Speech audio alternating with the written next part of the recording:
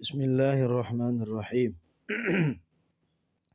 Assalamualaikum warahmatullahi taala wabarakatuh. Alhamdulillah wassalatu wassalamu ala Rasulillah wa ala alihi wa sahbihi wa mawalah amma ba'du. Sahabat semua yang dirahmati Allah Subhanahu wa taala, pada season kali ini kita akan menjelaskan sedikit tentang beberapa hadis lanjutan dari kitab Mukhtarul Ahadits. Insyaallah pada kali ini kita akan membahas hadis yang ke-6, ke-7 dan juga ke-8. Bismillahirrahmanirrahim. Ayatul izz.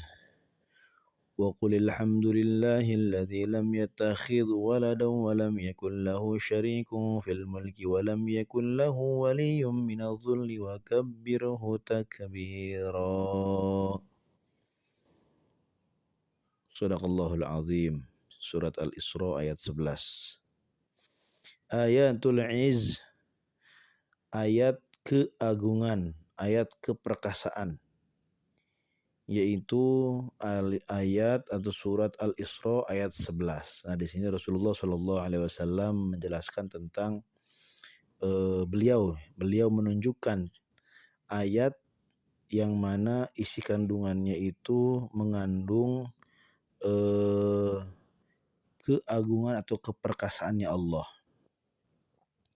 di mana ayat tersebut adalah Bismillahirrahmanirrahim. Wa qulil hamdulillahilladzi lam yattakhidh waladan wa lam yakul lahu syarikun fil mulki wa lam yakul lahu waliyyun minadh dhulli wa kabbirhu takbira. Yang artinya, wallahu a'lam bimuradi, katakanlah segala puji bagi Allah, Tuhan yang tidak mempunyai anak dan tidak pula mempunyai sekutu dalam kerajaannya, dan tidak juga memerlukan penolong dari kehinaan, dan agungkanlah Allah seagung-agungnya. Nah, jelas ya, di sini Rasulullah menunjukkan bahwa ini merupakan ayat kemahaperkasaannya Allah.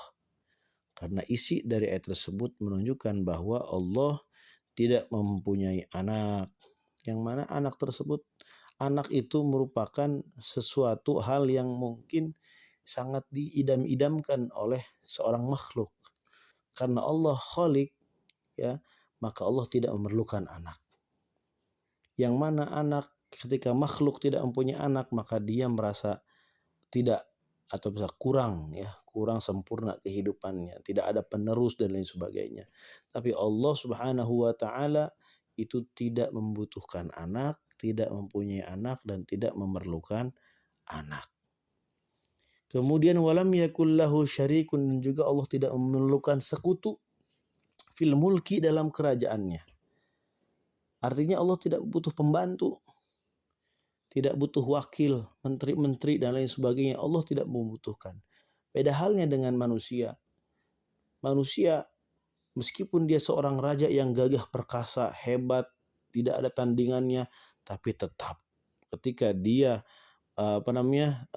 dia pasti ya memerlukan yang namanya wakil, yang namanya menteri, penasehat, patih dan lain sebagainya. Tapi Allah tidak. Nah, disinilah keperkasaannya Allah. Kemudian walam yakul lahu waliyyun minadh dhulli, dan Allah juga tidak memerlukan penolong dari kehinaan. Ya, Allah tidak membutuhkan penolong. Ya, bukan Allah yang memerlukan penolong, tapi segala sesuatu itu membutuhkan pertolongan Allah. Wa kabbirhu takbira, dan agungkanlah Allah seagung-agungnya. Nah, ya, makanya dalam ayat ini ya dijelaskan bahwa Allah Subhanahu wa taala itu maha perkasa. Kemudian hadis yang ke-7. Ibtaghu ar-rif'ata indallah tahlumu amman jahila alaik wa tu'tiya man haramak.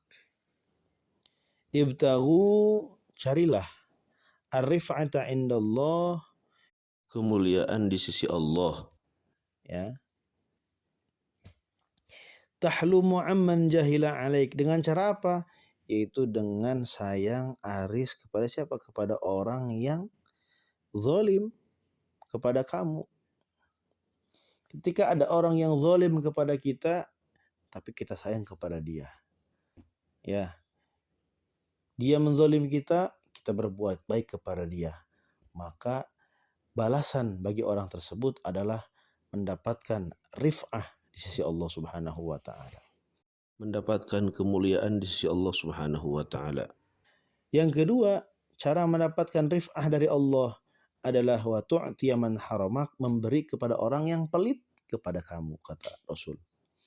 Ya, ketika kita, ya, memberikan kepada seseorang yang baik kepada kita, itu hal yang wajar. Akan tetapi ketika kita memberikan sesuatu kepada orang yang pelit kepada kita, itulah orang yang istimewa. Nah, ya, itulah orang yang mendapatkan rif'ah dari Allah Subhanahu wa taala. Maka dari itu, para ikhwan sekalian yang dirahmati Allah Subhanahu wa taala, ya, cara untuk mendapatkan rif'ah kasih sayang Allah yaitu dengan cara dua. Ya, sayang kepada orang yang zalim, ya, yang jahat kepada kita, ya, dan yang kedua adalah memberi kepada orang yang tidak pernah memberi kepada kita, orang yang pelit kepada kita. Insya Allah dengan dua hal tadi kita akan mendapatkan rif'ah dari Allah Subhanahu wa taala. Kemudian yang selanjutnya, hadis yang ke-8. Abghadul ibad ilallah man kana thawbahu khairan min amalih.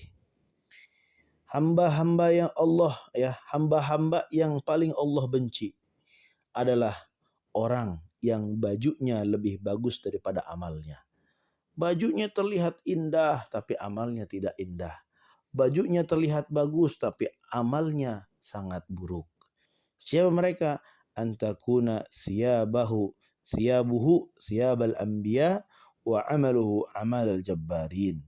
Yaitu orang-orang yang bajunya seperti baju para nabi. Bersih, bagus, indah, ya. Kemudian berwibawa. Tetapi wa amaluhu amalal jabbarin, amalnya seperti amal orang yang papaksa, ya. Apa itu? Jabbar itu artinya orang yang sering memaksa, ya. Preman mungkin lah, ya. Allah alam, ya, preman mungkin lah. Gitu. Amalnya seperti amal para nabi. Bajunya seperti bajunya para nabi, tapi amalnya seperti amal orang-orang yang sering memaksa, ya, preman di sini.